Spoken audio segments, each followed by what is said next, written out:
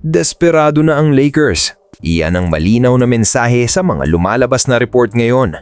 Hindi na raw sapat para sa front office ang lineup na meron sila sa paligid ni Luka Doncic. Kaya ngayon, isang pangalan ang pilit nilang gustong kunin, Giannis Antetokounmpo. At ayon sa mga report, handa raw gawin ng Lakers ang lahat para mapunta si Giannis sa Los Angeles, kahit mawala pa sina LeBron James at Austin Reeves. Ganito kaseryoso ang sitwasyon. Naniniwala ang Lakers na si Giannis na lang ang kulang para maging totoong championship team si Luka. Dahil kahit elite offensively si Luka, alam ng front office ang pinakamalaking problema niya, defense. Hindi siya dominant defender, hindi siya rim protector, at sa playoff basketball, mahina ang isang team kapag walang elite defensive superstar sa tabi ng pangunahing scorer. Kaya gustong-gusto ng Lakers si Giannis dahil kayang takpan ni Giannis ang halos lahat ng defensive weakness ng team. Transition defense, interior defense, rebounding, physicality. Lahat ng kulang sa Lakers, meron si Giannis. At kapag pinagsama mo si Luka at Giannis, automatic na magiging isa sila sa pinakadelikadong duo sa NBA.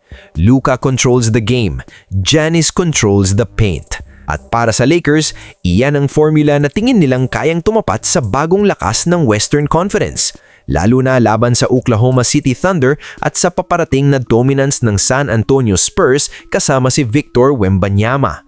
Alam ng Lakers na problema si Wembanyama sa future, length, defense, shot blocking, mobility. At sa tingin nila, si Giannis lang ang superstar na kayang sumabay physically sa impact ni Wembanyama.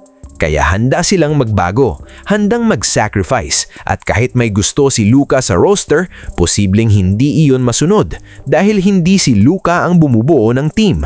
Ang front office pa rin ang masusunod. At mukhang buo na ang desisyon nila. Kailangan nila ng mas dominanteng two-way superstar. Hindi lang scorer, hindi lang playmaker. Kailangan nila ng player na kayang kontrolin ang laro sa magkabilang side ng court. At iyon si Giannis Antetokounmpo. Kaya hindi na imposible na may mga pag-uusap ng nangyayari behind the scenes. Dahil ayon sa mga report, gusto ng Lakers na magkaroon agad ng malinaw na direksyon bago ang 2026 draft. Ibig sabihin, hindi ito simpleng rumor lang, may urgency na. Pero malaking risk ito para sa Lakers dahil kapag binigay mo ang depth, future assets at posibleng ilang importanteng players, kailangan championship agad ang kapalit. Walang excuse, walang adjustment period. At kapag hindi nag-work, posibleng mas lalong mapunta sa problema ang Lakers sa susunod na mga taon. Pero malinaw ngayon, hindi na kontento ang Lakers sa pagiging playoff team lang. Gusto nila kontrolin ulit ang NBA. At para mangyari iyon, posibleng si Giannis Antetokounmpo na talaga ang pinakamalaking target nila. Comment kayo sa baba, worth it ba isugal ng Lakers ang lahat para kay Giannis? At kung gusto nyo pa ng serious NBA analysis, subscribe sa Bench Reaction PH.